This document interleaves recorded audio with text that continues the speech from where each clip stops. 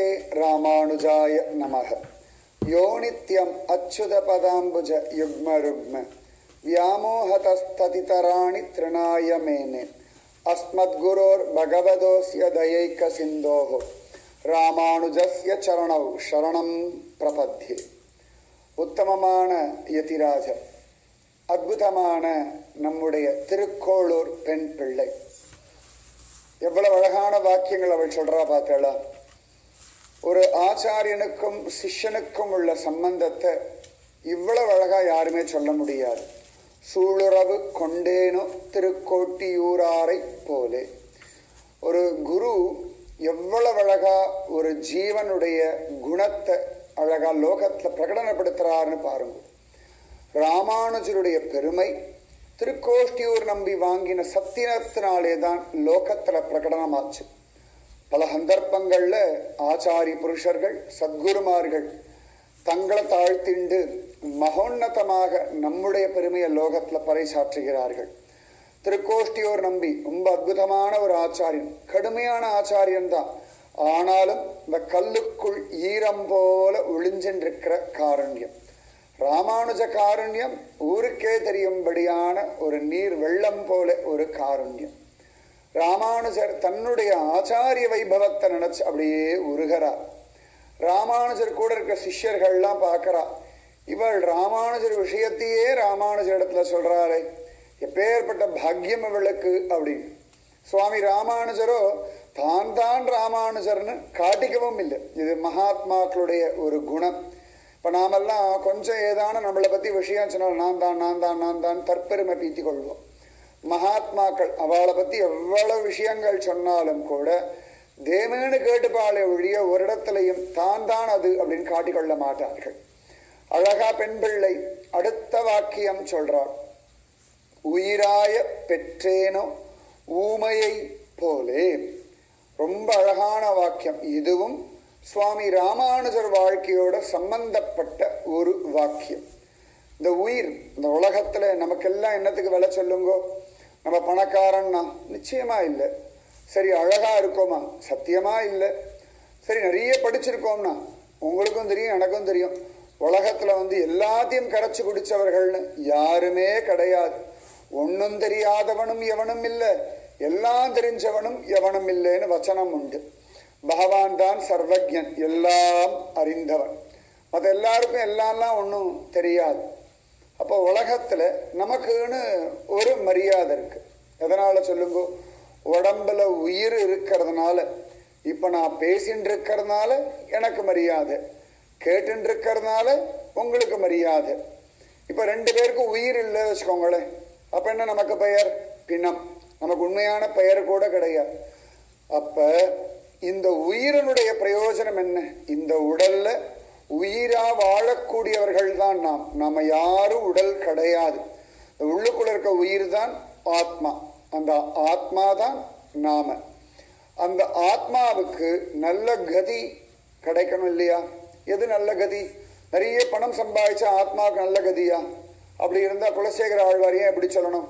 ஊனேறு செல்வத்து உடன் பிறவி யான் வேண்டேன் அப்படின்றா. எனக்கு திருமலை திருப்பதியில ஒரு பறவையா பிறந்தால் போதும்ன்றா. எனக்கு உடம்புல சதையேறும்படியான நல்ல செல்வத்தோடு கூடிய ஒரு மனுஷ ஜென்மா வேண்டான்றா. அப்ப வெறும இந்த உடல்னால நிறைய பணம் சம்பாதிக்கிறதுனாலயோ இல்லைன்னா இந்த உடலினுடைய தேவைகளை எல்லாம் பூர்த்தி பண்ணும்படியா சுகபோகங்கள் அனுபவிக்கிறதுனாலேயோ இந்த உடலுக்கோ இந்த ஆத்மாவுக்கோ நல்ல கதி இல்லை. ஆத்மாவுக்கு எது நல்ல கதி அப்படின்னா பகவான் திருவடியை பிடிக்கணும், குரு சொல்றபடி நடக்கணும், எல்லாத்திலையும் பகவத் விஷயத்தை அனுபவிக்கணும். சரியா நம்மாழ்வார் போல உண்ணும் சோறு பருகு நீர் தின்னும் வெற்றிலையும் எல்லாம் கண்ணன் அனுபவிக்கணும். என்ன நடந்தாலும் என் பகவான் நடத்துறான், என் பகவான் எனக்கு நல்லதுதான் பண்றான். இந்த சிந்தனை ஆழமா மனசுல பதிஞ்சாச்சுன்னா பெரிய சந்தோஷம். இந்த ஆனந்தம்ன்ற உணர்வு வெளியிலேருந்து வர்றது கிடையாது, சுத்தி இருக்கிற மனிதர்களால கிடைக்கிறது கிடையாது. உங்க உள்ளுக்குள்ளேந்து வரக்கூடிய ஒன்று. எப்படி பசியோ, எப்படி தாகமோ, எப்படி நம்பிக்கையோ, எப்படி பயமோ, எப்படி குழப்பமோ, இதெல்லாம் உள்ளிருந்து தானே, வெளியிலிருந்து கிடையாது. பல பேர் நம்மளை கோபப்படுத்துற மாதிரி விஷயங்கள் சொன்னா கூட கோபப்படுறதும் கோபப்படாமல் இருக்கிறதும் நம்ம கிட்ட தானே இருக்கு. யாராவது பயமுறுத்துறார்கள், பயப்படுறதும் பயப்படாமல் இருப்பதும் நம்முடைய மனசினுடைய பலம் பலகீனத்தை பொறுத்து இருக்கு. அந்த மாதிரி இந்த உயிர் நல்ல கதி அடையணும், அடைய வச்சுடுவா சுவாமி ராமானுஜர். சுவாமி ராமானுஜருடைய மடத்துல ஒரு ஊம வைஷ்ணவர் இருந்தார். அவருக்கு ஒன்றும் தெரியாது. அந்த மடத்துல ஏதோ கைங்கரியம் பண்ணிட்டு இருப்பார். பெருசா மந்திரங்கள் ஜபிக்க முடியாது, வாய் ஊமை. அதனால அவர்கிட்ட யாரும் ஒன்றும் சாஸ்திர விஷயமா வேதாந்த விசாரம் பண்ண மாட்டார்கள். யாராவது ஏதான வேலை பண்ணுவா, அவர்களோட கூட போய் ஒத்துழைப்பா. மடத்துல ஏதானும் ஒரு உற்சவம் அப்படின்னா உடனே வாசல்ல வாழை மரம் கட்டினா அந்த வாழை மரம் கட்டவனோட போய் நின்றுட்டு வாழை மரம் கட்டின்னு இருப்பார். அதே சமயத்துல திருமடப்பள்ளியில யாராவது பிராமணர்கள் கைங்கரியம் பண்றாங்கன்னா அந்த பாத்திரத்தை தூக்கிறது, அங்க இருக்கிற குப்பையை அள்ளுறது, அதுவும் பண்ணுவார். அதே சமயத்துல சுவாமி ராமானுஜர்லாம் எங்கேயாவது போனார்னா சமயத்துல திவ்ய தேசங்கள்லாம் பல்லக்குல மரியாதையெல்லாம் உண்டு. அந்த மாதிரி சமயத்துல ராமானுஜருக்கு பல்லக்கு தூக்கிண்டோ இல்லாட்டி விசிறி வீசிண்டோ ஏதோ ஒரு கைங்கரியம் பண்ணுவார், எல்லாம் பண்ணுவார். ராமானுஜர் அழகா காலக்ஷேபம் உபதேசம் எல்லாம் பண்ணுவார். அங்கேயும் உட்காந்துட்டு கையை கூப்பிட்டு அழுதுண்டு கேட்டுட்டு இருப்பார். அவருக்கு என்ன புரிஞ்சது புரியலன்னு தெரியாது. ஆனா எந்த வேலை பண்ணாலும் ராமானுஜ தியானம், ராமானுஜரையே பார்த்துட்டு இருப்பார். இதை விட வேற என்ன வேணும்? உலகத்துல பல விஷயங்கள் படிச்சு பல விஷயங்கள் தெரிஞ்சு குழம்பி கிடக்கிறத விட ஆச்சாரிய தியானம் வசத்தி. குருரேவ பரம் பிரம்ம குருரேவ பரத்தியானம் குருரேவ பராகதி குருரேவ பரா வித்யா. இப்படியே லைனில் லிஸ்ட் போட்டு சொல்றார். குருதான் பரபிரம்மம், குருதான் மேலான கதி, குருதான் பரந்தனம் மேலான தனம், குருதான் பரா வித்யா, அவர் தான் மேலான வித்யை. அப்ப குருதான் எல்லாமே, குருவாலே தான் நம்ம எல்லாத்தையும் அடையிறோம். அப்படி ஒரு குரு தியானம். சுவாமி ராமானுஜர் அவரிடத்துல பேசலாம் மாட்டார், எப்பயாவது பார்ப்பார், சிரிப்பார், அவ்வளவுதான். இவருக்கு அதை பத்தியும் கவலையுமே கிடையாது. ராமானுஜர் இருக்கிற இடத்துல தான் ஜீவிக்கிறோம், எனக்கு இது போதும். ஆனா ஒவ்வொருத்தருக்கும் ஒரு ஆசை உண்டு. ஆச்சாரியன் தன்கிட்ட தனியா பேசணும், தன்னை விசேஷமா கவனிக்கணும், தன்னை கொண்டாடணும். இந்த எதிர்பார்ப்பு இருந்தாலே கிடைக்காது. இந்த ஊம வைஷ்ணவருக்கு இதெல்லாம் ஒன்றும் தெரியாது. ராமானுஜர் இடத்துல நாம் இருக்கோம். ராமானுஜர் கைகள்லேருந்து தீர்த்தம் கிடைக்கிறது, ராமானுஜர் கைகள்லேருந்து பிரசாதம் கிடைக்கிறது, ராமானுஜருடைய தரிசனம் நித்தியம் கிடைக்கிறது. நினைச்சு பாருங்கள, காதால கண்ணை முழிக்கிறதுலேருந்து ராத்திரி தூங்குற வரைக்கும் ராமானுஜரையே பார்த்துட்டு இருந்தா போதாதா? இதை விட ஆனந்தம் உலகத்துல வேற என்ன இருக்கும்? இப்போ 1000வது விழா உற்சவம் எல்லாம் நடந்தது. ஸ்ரீபெரும்புதூர், ஸ்ரீரங்கம், மேல்கோட்டை, எல்லாரும் பல லட்சக்கணக்கான ஜனங்கள் முண்டி அடிச்சுட்டு போய் அன்னைக்கு எப்படியாவது ராமானுஜரை பார்த்தா போதுன்னு நினைக்கிறோம். ஆனா இவர் நித்தியம் ராமானுஜ தரிசனம். எப்பேற்பட்ட பாக்கியம் இது! எல்லாருக்கும் கிடைச்சிடுமா? இப்படியே காலம் போயிட்டு அவர் ரொம்ப சந்தோஷமா திருப்தியா இருக்கார்.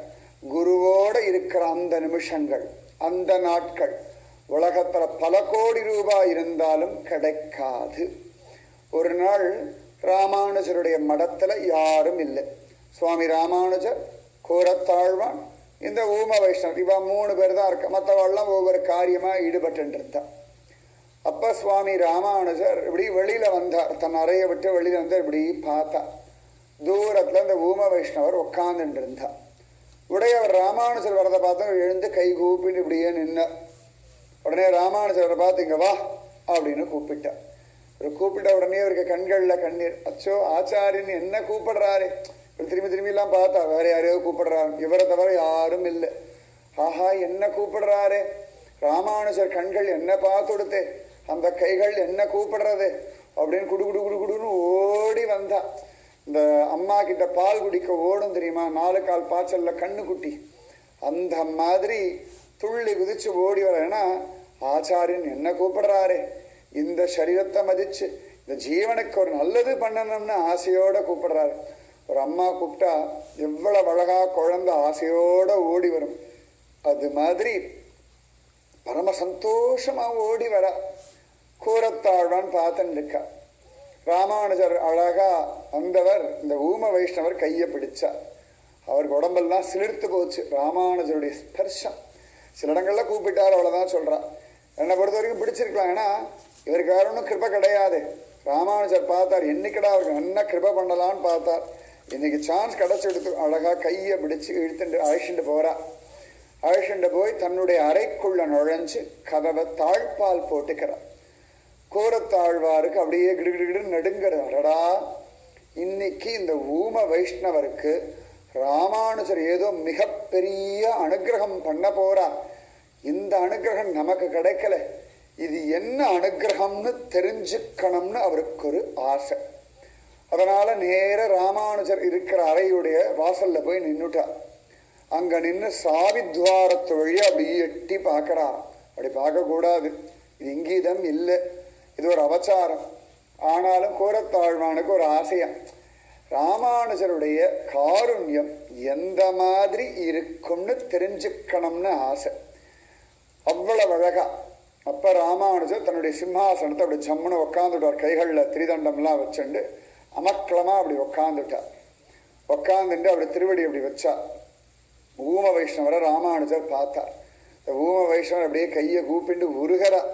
ராமானுஜர் தன்னை அழிச்சுட்டு வந்தார். ஏகாந்தமா கூட்டுண்டு வந்துட்டார். கையை பிடிச்சு வேற கூட்டுண்டு வந்துட்டார். இப்ப அவரும் ராமானுஜரும் மட்டும் தனியா இருக்கார். ராமானுஜர் தன் திருவடியை காட்டினார். இதையே கதியாக பற்றிக்கொள் அப்படின்னுட்டார். ஊம வைஷ்ணவருக்கு கண்கள்ல ஆனந்த கண்ணீர். ஆஹா, எப்படிப்பட்ட ஒரு கிருபைய இவர் எனக்கு பண்ணிருக்கார் அப்படின்னு ராமானுஜர் திருவடியை இறுக்கி பிடிச்சுண்டா. ஓன்னு அழுதா. என்ன, ஆச்சாரியன் திருவடி பகவானுடைய திருவடியை காட்டிலும் விசேஷமானது. ஏன்னா எப்பேற்பட்ட திருவடி, 108 திவ்ய தேசங்களில் சுமக்கிற ஒரு திருமேனி அதனுடைய திருவடி. ஆச்சாரியனுடைய திருவடி போற வழியில தெய்வம் பின்னாடியே வர்றது. அதனால இவர் திருவடியை பிடிச்சுட்டு அழற. ராமானுஜ திருவடி நமக்கெல்லாம் ஸ்ரீபெரும்புதூர், மேல்கோட்டை, ஸ்ரீரங்கம், இங்க இருக்கக்கூடிய ராமானுஜருடைய மூர்த்திகளுடைய திருவடியை பார்த்தாலே மனசு உருகிறது.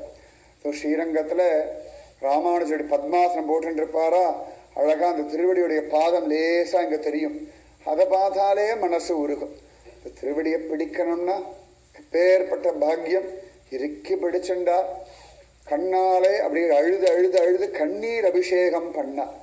இவர் உள்ள அழறதை விட வெளியில கூரத்தாழ்வான் ஓன்னு அழறார். அடடா, ஊமையா பிறக்காமல் வீணா போனேனே.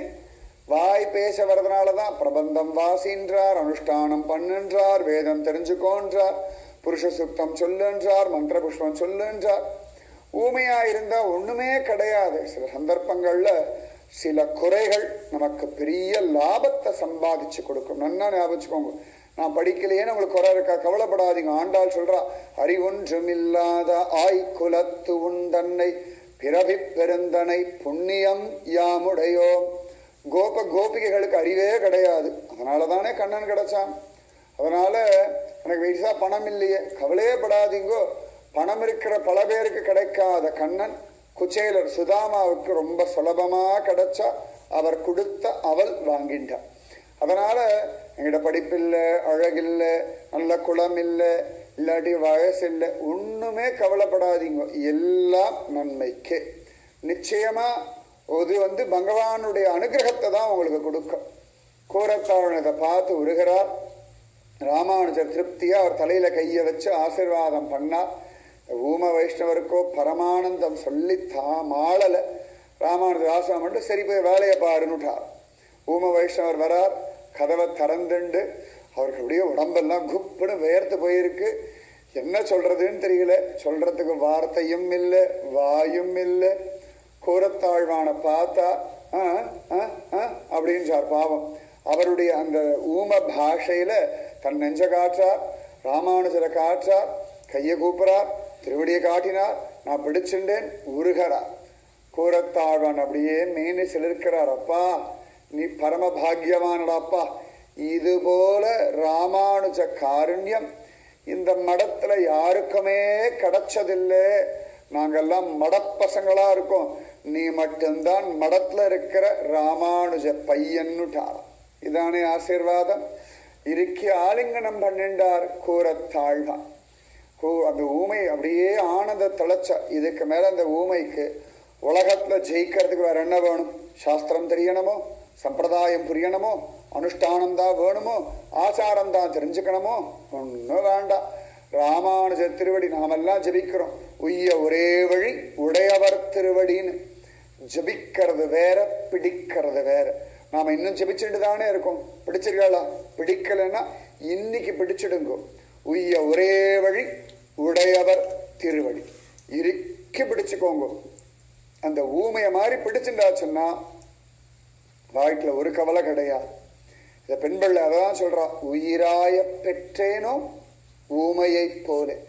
அந்த ஊமைக்கு ஒண்ணுமில்லை சுவாமி, ஆனா ஜெகதாச்சாரியன் ராமானுஜருடைய திருவடி சம்பந்தம் கிடைச்சுடுத்தே. இப்ப நம்மெல்லாம் ராமானுஜருடைய ஆச்சாரியர்கள், அதுல வந்த பரம்பரையில வரவாளுடைய திருவடியை பிடிச்சுட்டு இருக்கோம்.